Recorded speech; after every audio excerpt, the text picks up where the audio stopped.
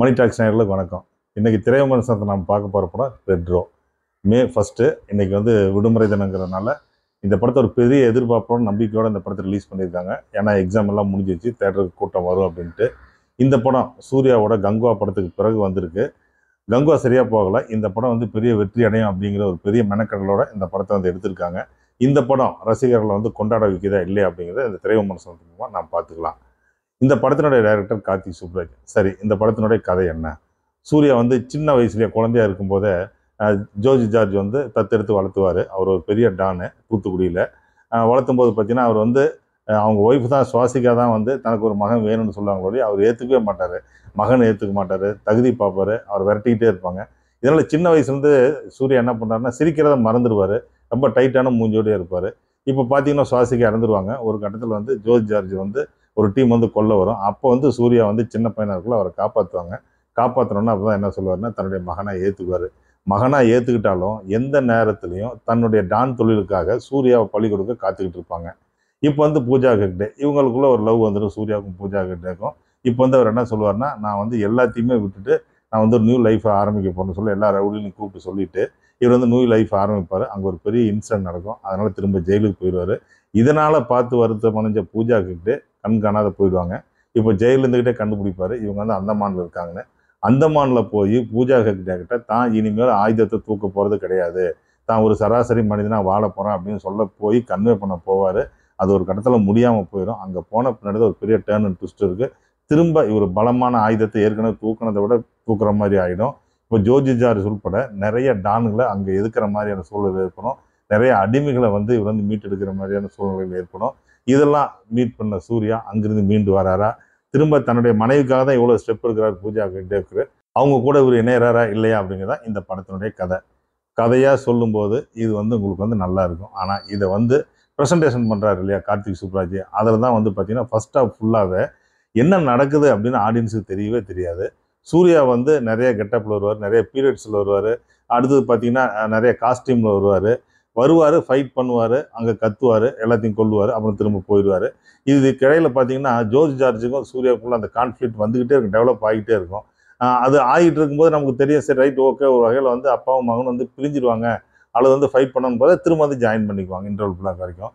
இன்டர்வலுக்கு பிறகு அந்தமானுக்கு போவார். அந்தமானுக்கு போன பிறகு தான் அங்கே ஒரு கதை, என்ன கதை ரெடி ஆகுது, அந்த கதை எதை நோக்கி போகுது அப்படிங்கிறது நமக்கு புரிய இருக்கும். நம்ம புரிய வரும்போது அதில் புதுசே கிடையாது. ஏற்கனவே கார்த்திக் சுப்ராஜினுடைய நிறைய படங்கள் அதை பார்த்துட்டோம், என்ன கான்ஃப்ளிக்ட் அப்படிங்கிறது, அடிமைகளுக்கு எதிராக போராடுறது, அது நல்ல விஷயம் தான். பட் அதை சொன்ன விதம் இருக்கு இல்லையா, பிளேஸ்மெண்ட் இருக்கு இல்லையா, அது சரியான இடத்துல பிளேஸ்மெண்ட் பண்ணல கார்த்திக் சுப்ராஜ். அவர் இயக்குனராக அவருக்கு ஒரு பெரிய பேர் இருக்குது, பெரிய ஒரு நம்பிக்கை இருக்குது ரசிகர்கள் மத்தியில். அந்த நம்பிக்கை தொடர்ந்து ஒவ்வொரு படங்களையும் அவருக்கு மெயின்டைன் பண்ணிட்டு வரணும். ஆனால் சில படங்களை அவர் இப்போ பண்ணல சமீபத்தில். அது காரணம் என்னென்னா கதையை ஒன்று வெளியேந்து வாங்கணும், அல்லது புது கதையை தேடி போகணும்.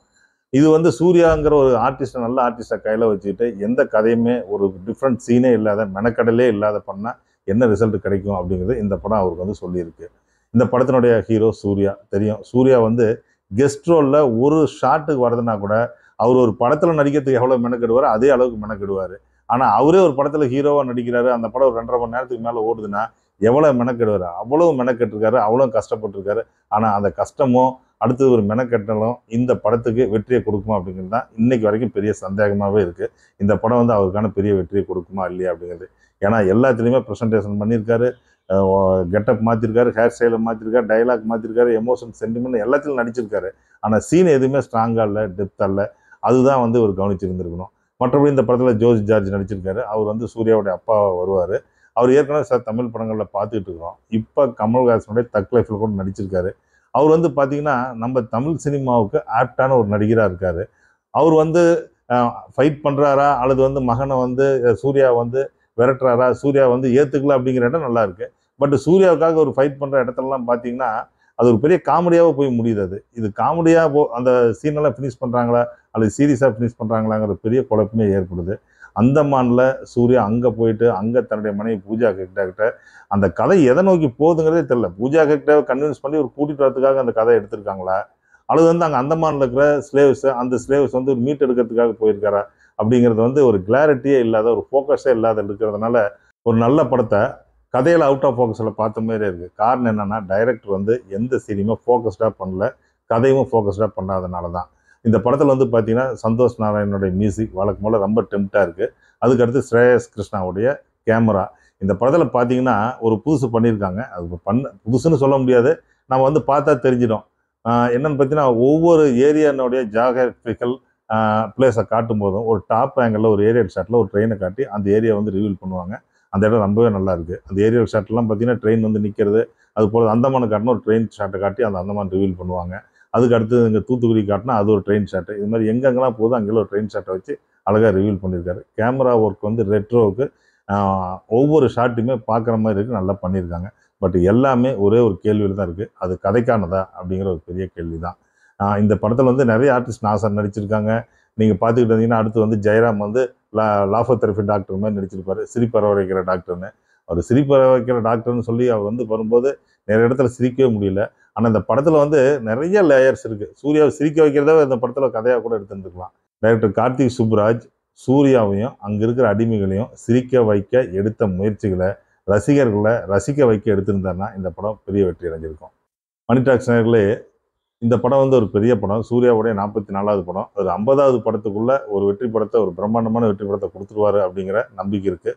காரணம் என்னன்னா, அவர் வந்து பெரும்பாலும் எல்லாருமே சொல்கிறது, அவர் வந்து நல்ல நடிகர், பட் கதையை தேர்ந்தெடுக்கிறதுல நிறைய இடத்துல ஸ்லிப்பாயிடுறாரு அப்படின்னு சொல்கிறாங்க. அதுக்கு யார் காரணம்னு தெரியல. சூர்யா ஒரு நல்ல பெர்ஃபார்மர், நல்ல எல்லாத்துக்கூடையும் ஃப்ரெண்ட்லியாக அப்ரோச் பண்ணக்கூடியவர். நல்ல கதையை தேர்ந்தெடுக்கணும், கதையை தேர்ந்தெடுத்து அடுத்தடுத்த வெற்றிகளை கொடுக்கணும். ஏன்னா ரிவ்யூ பண்ணுறவங்க எல்லாமே வந்து இந்த படத்தை சரியாக ரிவ்யூ பண்ணக்குள்ள, ஜென்னுனாக ரிவ்யூ பண்ணக்குள்ள சூர்யா சைட்லேருந்து என்ன சொல்லுவாங்க அப்படின்னு பார்த்தா, நான் இவ்வளோ மெனக்கெட்டுருக்கேன், நான் இவ்வளோ கஷ்டப்பட்டுருக்கேன், நீங்கள் பார்க்கலையா, உங்களுக்கு பார்க்க தெரியலையானா, கண்டிப்பாக நாங்கள் எல்லாம் அப்ரிஷியேட் பண்ணுறோம் அவரோட உழைப்பை. பட் அது கதைக்கானதா காட்சிக்கானதாக இருக்கணும், அதில் புதுசு இருக்கணும், அதெல்லாம் இருக்கிறத தான் நம்ம எதிர்பார்த்துட்டு இருக்கோம். இந்த ரிவ்யூ ரொம்ப ஜென்யூனாக இருக்குது உங்களுக்கு. இதில் நிறைய இன்னும் பேச வேண்டியது இருக்குது, பட் டைம் வந்து குறவாக இருக்கிறதுனால முடிச்சுக்கிறோம். இந்த ரிவ்யூ நீங்கள் பாருங்கள், லைக் பண்ணுங்கள், ஷேர் பண்ணுங்கள், சப்ஸ்கிரைப் பண்ணுங்கள்.